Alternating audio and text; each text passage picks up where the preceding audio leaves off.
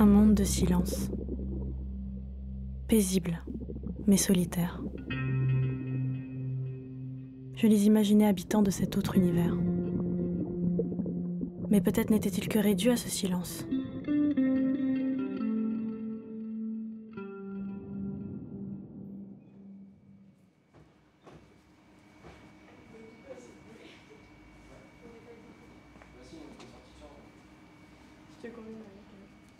Je m'appelle Lily Rognaud. Ça va, ma voix, elle est assez forte.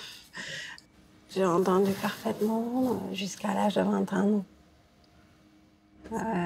J'ai perdu en 7 ans la totalité de mon audition, entre 21 ans et 28 ans. Donc à l'âge de 28 ans, je deviens sourde profonde. Je change de monde. Je passe du monde des entendants au monde des sourds. J'apprends la langue des signes. Je me dis ça va être essentiel. J'apprends à lire sur les lèvres avec une orthophoniste. Voilà, pour avoir des armes, en fait. J'apprends aussi à garder ma voix. Et du coup, comment est-ce que ça a impacté ta vie quand c'est arrivé?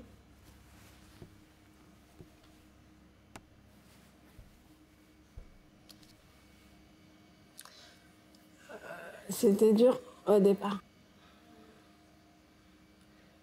Moi, en fait, je suis passée par la case malentendante. Et cette case-là, entre guillemets, cette phase, elle est plus difficile que la surdité totale. Parce qu'en fait, tu es toujours en train d'essayer de t'accrocher à un son, à quelque chose, à ce monde d'avant, en fait. La libération arrive quand tu deviens sourd profond, ou total. Parce que tu t'es dit, voilà, je suis arrivée dans le pays, maintenant il n'y a plus rien qui me raccroche. Il n'y a plus rien, il faut que je découvre, je suis obligée de découvrir. Ça a impacté ma vie, bien sûr, parce que j'étais une enfant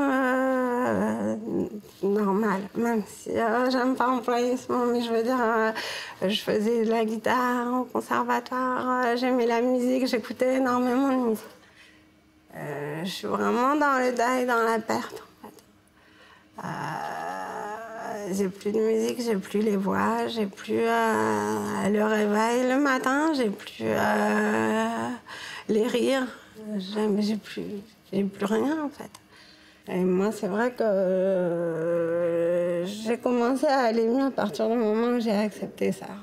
Où je me suis dit, t'es différente, mais c'est peut-être une force, c'est peut-être quelque chose de beau, c'est peut-être une nouvelle vie, c'est peut-être quelque chose à découvrir. Donc le temps passe. J'apprends les vibrations, j'apprends à écouter autrement, en fait, à percevoir. Tu vois, percevoir, mais à apercevoir aussi. Tout ce qui peut te donner un élément sonore. Par les yeux, par le toucher, par les vibrations, parce que tu ressens. Les sourds savent très bien, eux, que ce qu'ils vivent, voilà, que leur monde n'est pas sans musique, n'est pas sans vibration, n'est pas sans perception. Il y a à entendre et écouter, en fait. Je crois que c'est ce moment où tu poses ton attention un petit peu plus sur les choses, voilà. Donc moi, je pense que j'écoute plus depuis que je suis sourde.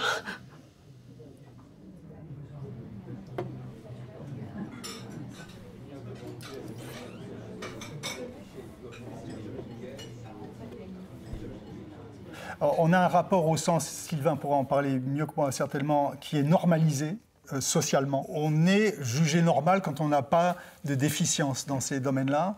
Et ça nous fait une base qui est commune, mais en vrai, chaque individu est différent. Chacun a développé un rapport au monde qui lui appartient. Chacun a son propre terreau, sa propre histoire, et donc établit sa propre histoire au monde.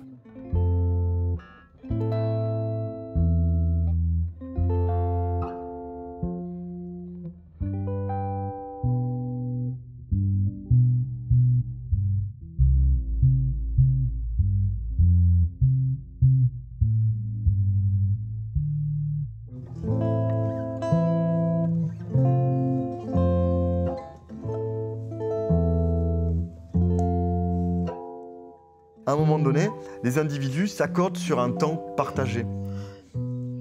On analyse la musique non plus dans sa capacité à produire de l'énergie par rapport au son, mais à produire une énergie sociale. Et ça, c'est le principe même de l'acte musical. Un jour, j'étais à la médiathèque de La Ciotat où je faisais un petit atelier.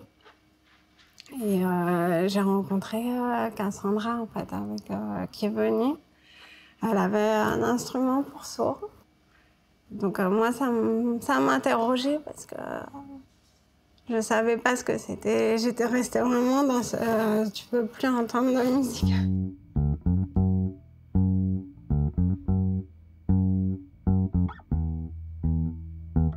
Elle me fait essayer l'instrument. Et là, je sens une gamme de notes. Tu vois, vraiment avec la perception de la musique par vibration.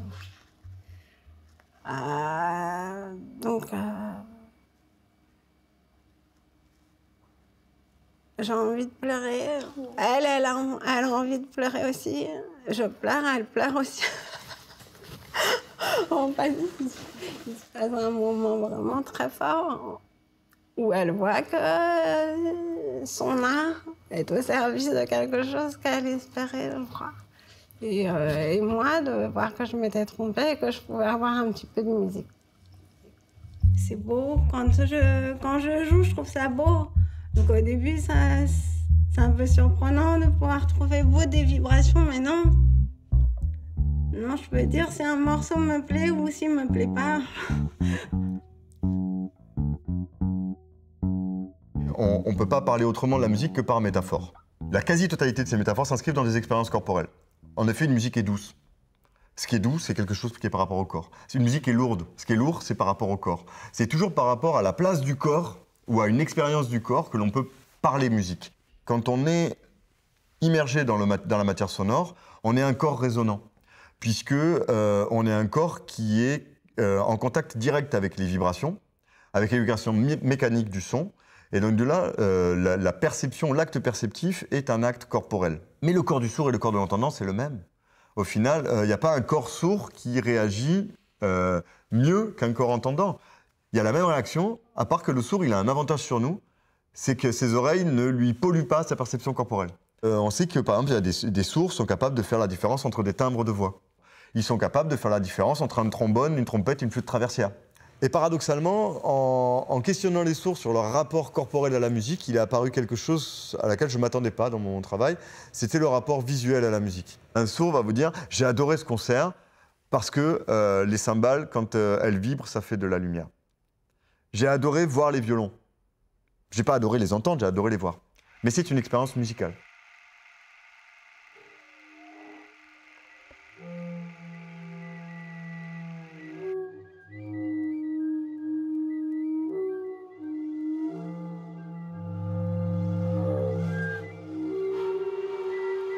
Alors, c'est une vidéo-musique en un seul mot, c'est-à-dire sans tirer. Celle-ci, c'est la première que j'ai faite, elle date de 2008, et elle s'appelle « Vraisemblablement », puisqu'il était question pour moi d'assembler du son et de l'image suivant une pratique que je leur pensais commune, comme ça, de façon très intuitive, c'est-à-dire la conduite des énergies, de l'image en mouvement, d'une part, et du son. On peut avoir un rapport à une écoute du monde qui ne soit pas uniquement par l'oreille. Et c'est ce qui, effectivement, moi, m'est arrivé, en quelque sorte. C'est-à-dire que ce que j'ai compris de la musique, c'est que ça n'est pas quelque chose de sonore. Et là, je peux rejoindre, effectivement, ce qu'en raconte Sylvain à propos de la culture sourde. C'est-à-dire que, en fait, c'est une attention particulière à un mode vibratoire, et que l'image comme le son, vous le savez, vibre.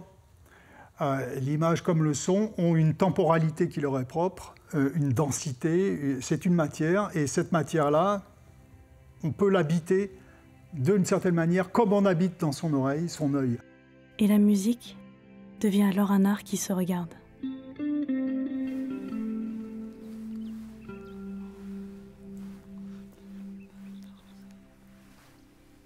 Notre duo de musique et de chansigne, c'est les petites mains, ça signe comme ça. Alors le chansigne, c'est associé à la musique, la faire en langue des signes, en essayant d'insuffler la mélodie, le rythme et le sens surtout. L'objectif pour moi que je vois, c'est de réussir à trouver quelles sont les images derrière les paroles. C'est-à-dire que ce serait un peu comme faire le film sur une bande-son.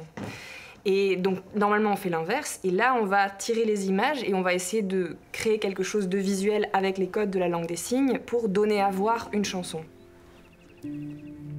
Ça permet aux entendants de se familiariser avec la langue des signes et aux personnes sourdes de se familiariser avec la musique. C'est une manière de faire le pont entre deux cultures. Et il y a aussi le fait de voir des sourds qui puissent venir participer à des concerts et prendre du plaisir. Et prendre du plaisir et se dire c'est cool, en fait, tout le monde peut y participer. Et de reprendre des chansignes comme on chanterait une chanson qu'on aime. Une chanson à voir. Un chant que je n'entends pas. Finalement, c'est peut-être moi qui suis sourde.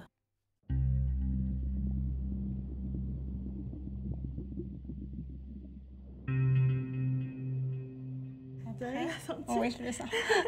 Après, 5, 4, 2, 1. Je crois que c'est Nietzsche qui dit vivre sans musique serait une erreur.